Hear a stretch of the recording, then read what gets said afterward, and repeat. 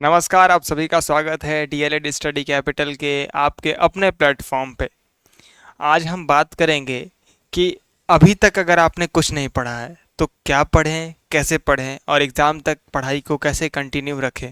क्योंकि अभी exam date को लेकर डेट शीट तो आपकी आ गई थी, लेकिन बीच में आपको पता चला कि भाई ये डेट शीट में कुछ तो कुछ गड़बड़ है, क्योंकि 27 को छठ है, 1 तारीख को कंप्यूटर ऑपरेटर का एग्ज़ाम है। तो लगभग बहुत टलेगा एग्ज़ाम, तो 2 से 3 दिन, 4 दिन, 1 हफ्ता टल जाएगा, लेकिन एग्ज़ाम तो आपका ये पता चल ही गया है कि कब तक होना है। तो उस हिसाब से हमारी प्रिपरेशन, अब तो आपको सबको पता होता है, जो भी एक डीएलएड एग्ज़ाम देना चाहते हैं उनको पता होता है कि हमने कितना पढ़ा है, क्या पढ़ा है अभी तक, और कितनी चीज़ें हमें पता चल गया है और कितना चीज़ें जानना बाकी है। तो क्या है कि उस दोनों चीज़ के बीच में एक चीज़ जानना होता है आपको, कि अभी हम कैसे अपनी तैयारी रखें। चाहे आपने पढ़ा है तो ठीक है, नहीं पढ़ा है तो कैसे जारी रखें। ठीक है, तो हम कुछ पॉइंट्स पे बात कर लेंगे। ठीक है, आज हम कुछ पॉइंट्स पे आपकी बात कर लेंगे कि भाई अगर आपने नहीं पढ़ा है तो अभी क्या पढ़िए और कैसे पढ़िए। सबसे पहले ये जानिए, पहला काम कि समय अपना जो है, समय का प्रबंधन जो है, आप समय प्रबंधन जो है अभी से शुरू कर दीजिए। ठीक है, समय प्रबंधन से हमारा तात्पर्य ये है कि 2 घंटे आपको प्रतिदिन, मैं बहुत कम समय आपको बता रहा हूँ, ठीक है, 2 घंटे, अगर आप प्रतिदिन 2 घंटे केवल निकालते हैं तो आप समझ लीजिए एक बेहतर तैयारी आप एकदम कर लेंगे डीएलएड एग्ज़ाम के लिए। दूसरी चीज़, समय प्रबंधन आपका हो गया 2 घंटे आपको, और ये मैं यहाँ पर लिख देता हूँ, प्रतिदिन। ठीक है, प्रतिदिन।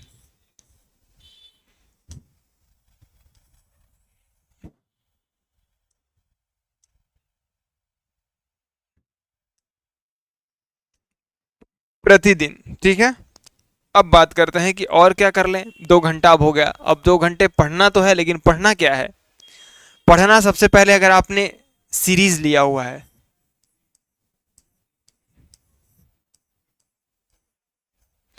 सीरीज लिया हुआ है, पवन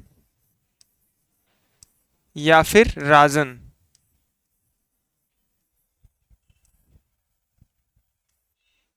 तो इसके पवन और राजन पढ़ना है।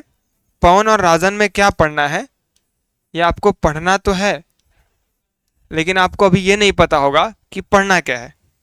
ठीक है, पढ़ना आपको है सबसे पहले आपको एमसीक्यूज, जिसको बहुविकल्पीय कहते हैं। ठीक है, एमसीक्यूज और वेरी शॉर्ट टाइप।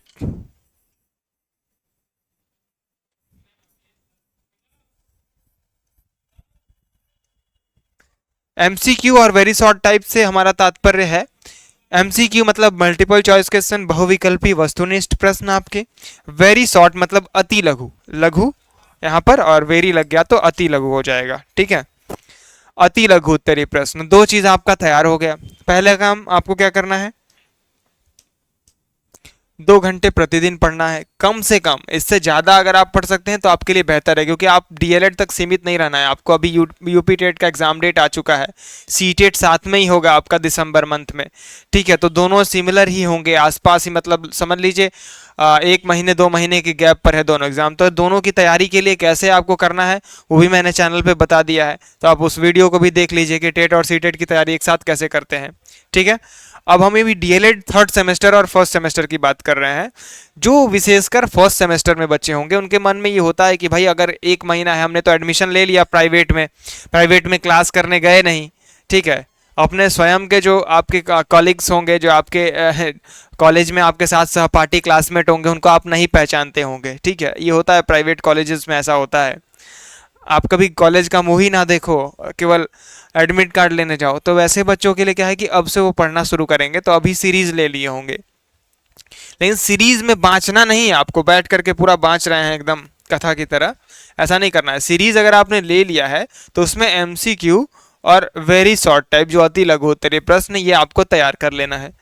अगले पॉइंट की अगर हम बात करें, अगर इतना आपने कर लिया, जब इतना कर लेंगे तब आपको 5 से 6 साल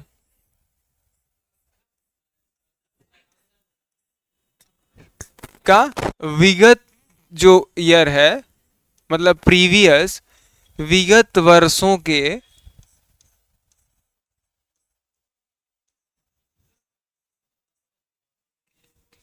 प्रश्न पत्र हल करना है।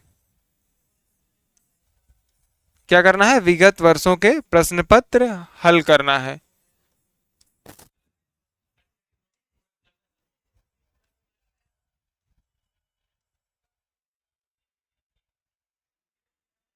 जबकि अगर मान लीजिए आपको ये भी नहीं पता है कि हमारे जो सेमेस्टर हैं इसमें और कितने इसमें सब्जेक्ट होते हैं, तो मैं आपको बता दूं प्रथम और तृतीय, ठीक है, प्रथम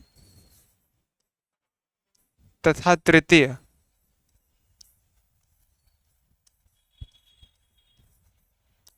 दोनों में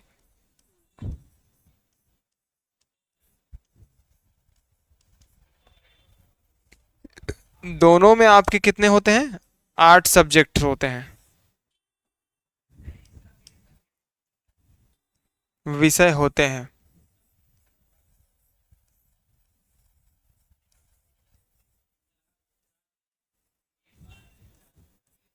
ठीक है, दोनों में 8 विषय होते हैं। तो अब आपको 8 विषय कैसे पढ़ना है?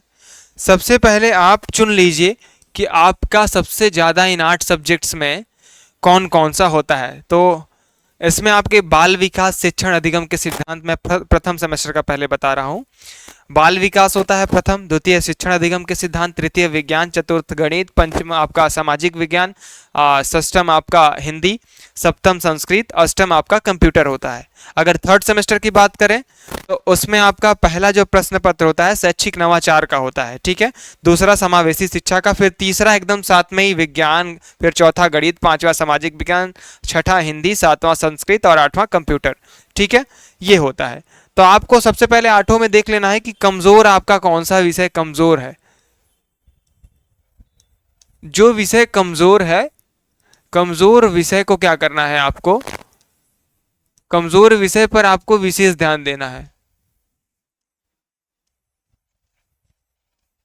कमजोर विषय पर विशेष ध्यान का अर्थ ये है कि आपको उस पे 1 घंटा अगर सारे सब्जेक्ट पे दे रहे हैं तो इस पे 1.5 से 2 घंटा ध्यान होना चाहिए आपका। ठीक है,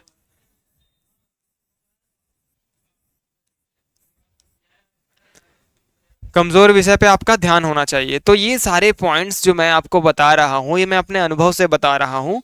तो आप अगर ये जितने भी पॉइंट्स मैंने बताए हैं आपको कि 5 से 6 साल का आपका विगत वर्षों का प्रश्न पत्र हल कर लेना है, और इसमें जो 8 सब्जेक्ट आपके होते हैं उसका एक समय का प्रबंधन जो मैंने पहले बताया 2 घंटे, इसको आप प्लस 1 आवर और कर लीजिए कमज़ोर विषय के लिए। ठीक है, 1 घंटे और प्लस कर लीजिए, 3 घंटे मान के चलिए। सीरीज ले लीजिए, उसमें से बहुविकल्प या अति लघु पढ़ लीजिए, इतना आपके लिए पर्याप्त हो जाएगा, आराम से आप पास हो जाएंगे। किसी भी प्रकार की कोई समस्या आपको नहीं देखने को मिलेगी। ये वीडियो देखने के बाद अगर आप अभी भी आपको लगता है कि इसमें कोई अगर ये है, हमको अभी भी नहीं समझ में आ रहा है सर कैसे पढ़ें क्या पढ़ें, तो आप कमेंट बॉक्स में अपना कमेंट दे दीजिएगा हमें। मैं समझूंगा कि भाई आप इस विषय पर मुझे वीडियो बनाना चाहिए, ये आप लोगों के लिए उपयोगी होगी।